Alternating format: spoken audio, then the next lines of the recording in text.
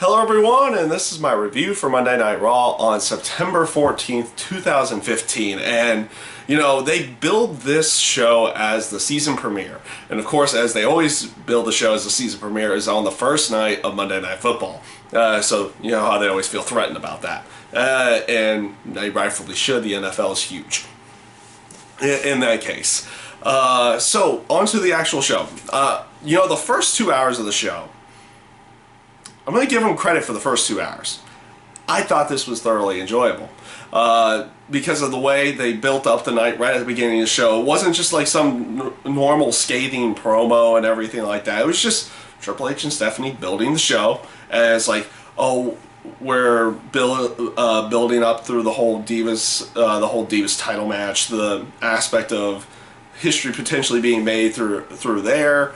And then they throw the kind of a bombshell out there for some people on the aspect of Sting was actually going to wrestle a match on Monday Night Raw. This has never happened. It literally hasn't happened. And for people that are, you know, been longtime wrestling fans and have seen Sting in the past and everything on that aspect, whether it been through WCW, TNA, or TNA in this case, you know, you've never seen him wrestle on Monday Night Raw. You've seen him on Monday Night Raw, but you've never seen him actually have a match. So they built up through everything in there, and then they lead it into actually leading into the tag team title match. And I love the bit that they did in there with Triple H and Stephanie dancing with New Day and everything like that. I thought that was actually a very funny moment. I liked that one. Now leading into the actual match with New Day and the Primetime Players, they did a really good job with this match. I did like it. Xavier Woods has always been one of those guys that's been really good at talking and making you hate him. I'm sorry in this case. I like the New Day gimmick. I like them as heels. I like how they are. They're obnoxious, but they're funny. It's like, you know that they're heels and the way that they carry about themselves are heels, but yet they're somewhat likable in a way. You know, the stuff that they do is legitimately entertaining. It's fun to watch. The matches that they have with the Primetime Players have always been good, and this was no different here. This was also a good way of writing out that as a potential feud going into Night of Champions, and then leading into the match with the New Day and the Dudley Boys going into the actual Night of Champions pay-per-view, where you didn't really need too much interaction from them. You just needed kind of a stare down after the fact, and that's all they did. It was really well done. I thoroughly enjoyed that portion of the show. They did a really good job in that case. Even down to the even down with the Miz TV segment with the Wyatts, I thought that was good. Having Roman Reigns and Dean Ambrose interrupt and basically say, "Hey, we do have a tag team partner." Blah blah blah. The only thing that they probably messed up on is that they didn't reveal the tag team partner here. They're saving it for the actual pay-per-view. I wish they would have revealed it here at this point, because that would have probably have upped the ante and people, you know, wanting to see what the seeing the match and everything like that, so you would know who their actual tag team partner is, and will be one of those moments where is it not Sheamus, but is it Randy Orton, or who is this, and everything in that aspect. So we'll see where they go with everything on Sunday. More than likely, I'm thinking they're doing an NXT guy coming up, or like an NXT guy like Baron Corbin has been rumored. Honestly, you heard the fans. They kind of want Samoa Joe to show up at the pay-per-view, which would actually be really cool as well. So we'll see where they go with everything, and we'll see how everything works out on Sunday with that particular match. The backstage segments with Seth Rollins and the Authority was really good, setting up the match for later in the night with John Cena and Sheamus. I thought that segment was pretty good as well. The match with John Cena and Sheamus was a great match to watch. I thought they did a really good, put on a really good performance in the terms of a match. Nothing really to build their story. only real aspect of it is like, oh, the two people that could potentially be involved with, or one person who is, or one person who could potentially be involved with Seth Rollins on Sunday. They're kind of beating the crap, they're beating each other down and everything like that, and having a very good and physical match. So that was pretty much the only kind of story that they really had going into that one. So you know, we'll see where everything goes with Sunday on that case. You didn't really have too much interaction until later on in the show with Cena and Rollins. At that point, the backstage segment with Charlotte, and honestly just the build that they did with Charlotte and Nikki Bella, the two video packages that they did, or the video package that they did with Nikki Bella and the promo with Ric Flair and Charlotte, were really well done. And you know, they grasped the aspect of, you know, they grasped the aspect of the importance of this match, because of how, you know, it means something for Nikki to break the record, and it also means something for Charlotte actually getting the title and potentially breaking, spoiling Nikki's party and everything in that case. They did a good job building this match, and I'll talk about that a little bit later. But you also had a match with Paige and Sasha Banks. They've been kind of doing this budding feud with them. They've had a few matches over the last week, and this was no different. They did do a pretty good match. I like the aspect of Team Bad going over in this case, because they were less one person, because Charlotte's in the back getting ready for the Divas title match and everything like that. So they did a pretty good job with this match as well, and they did do the smart area of having Sasha go over in this case, and Team Bad in general going over as well. So we'll see how they're going to go with everything, because and I say we'll see how they go with everything, because the beginning of the third hour is where they kind of dropped the ball. I mean that literally. They dropped the ball on everything. It started off with the Divas title match. Actually, it was very good. It was a very good match until the end.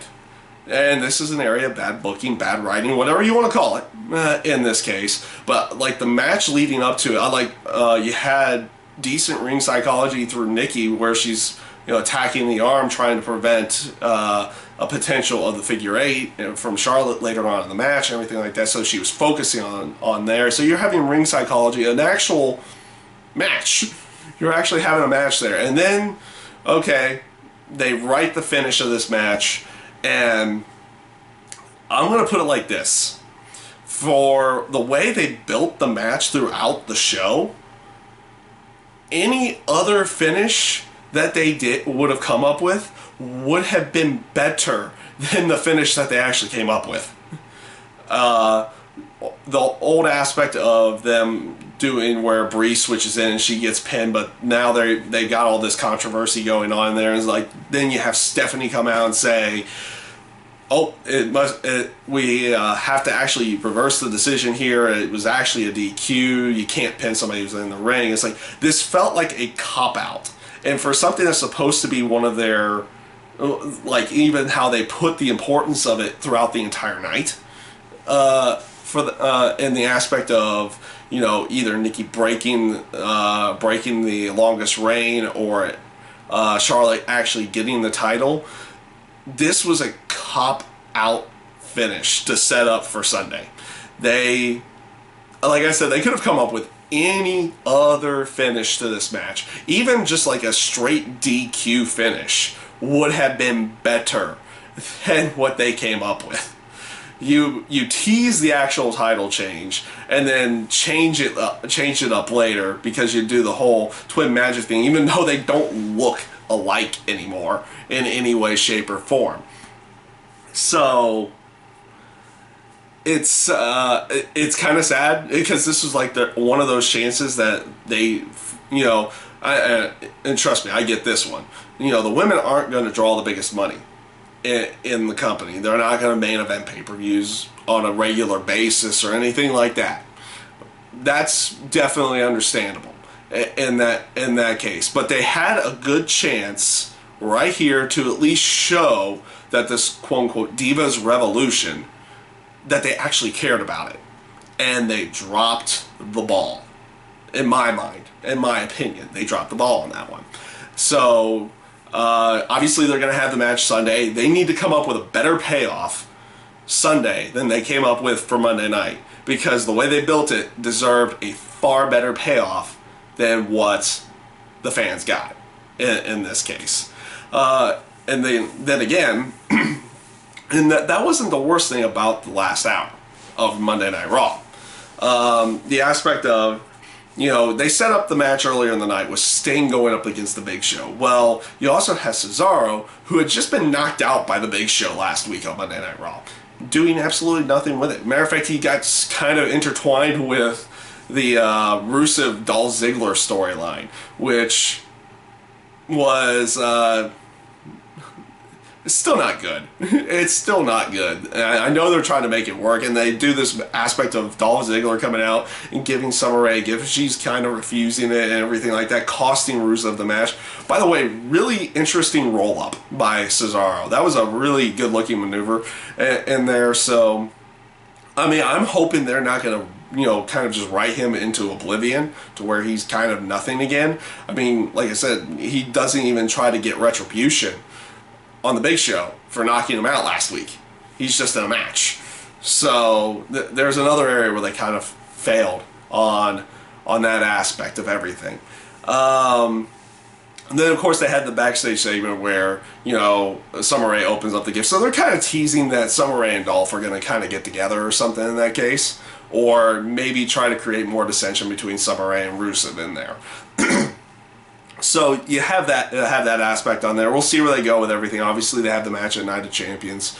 I know with no championship implications or anything like that, but hey, when you only have 5 titles, you kind of have to have more than 5 matches on the show. So you already have the 5 title matches. Now you get a couple more in there with the 6-man tag with Roman Reigns, Dean Ambrose, mystery partner versus the Wyatts, and that match as well. So you had that in there. They obviously, this wasn't part of the third hour, but they did have a short continuation of Stardust and Neville, and now they're intertwining the Ascension and the Lucha Dragons in there. That could be fun, and they kind of did a whole little schmodge just to kind of set up a pre-show match, which isn't a horrible way of going about it, but isn't necessarily the best thing either for either side. But all in all, in the end, not too bad with that one as well. But this brings me to the final point of Raw. They put up the importance throughout the entire night as well with this one, with this being Sting's first ever Monday Night Raw match, everything in that aspect.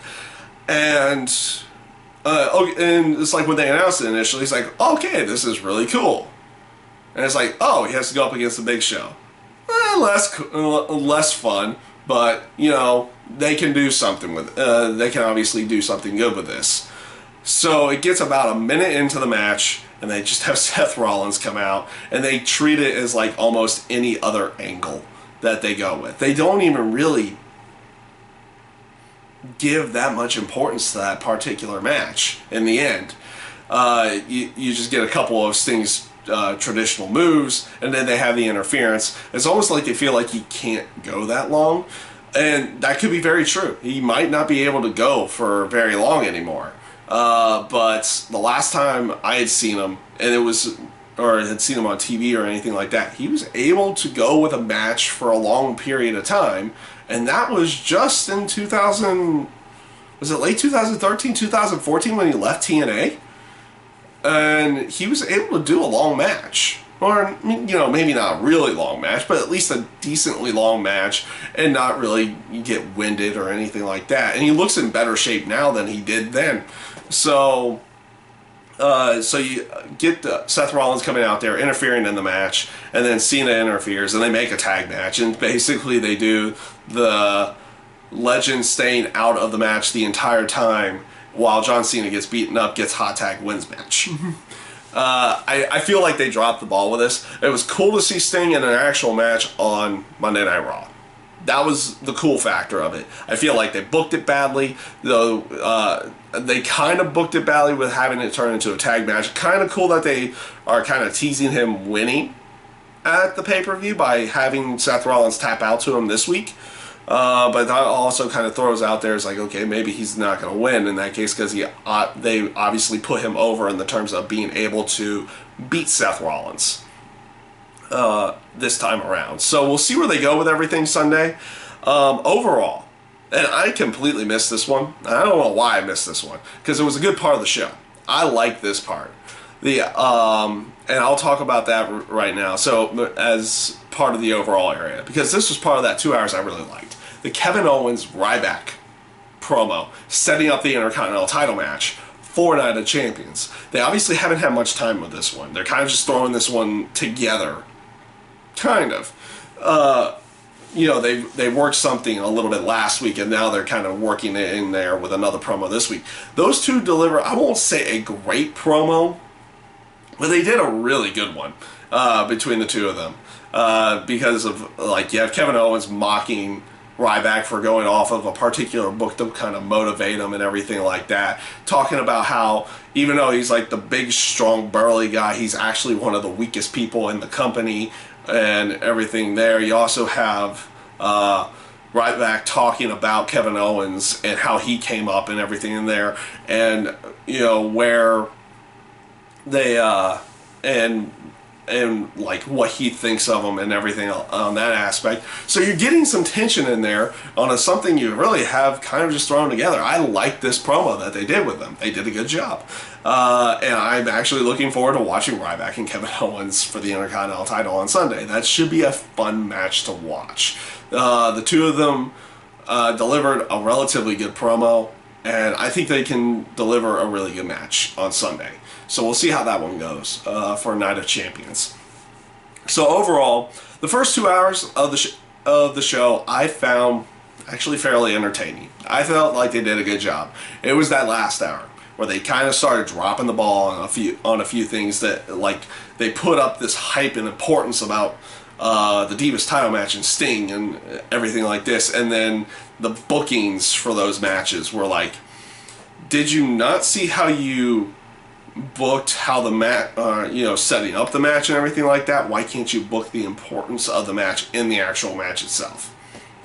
I feel like they dropped the ball in that last hour, and that's just a personal opinion there. That last hour was not enjoyable. I thoroughly liked the show up until that time, and it's not an aspect of the superstars that were there. I feel like it was bad booking.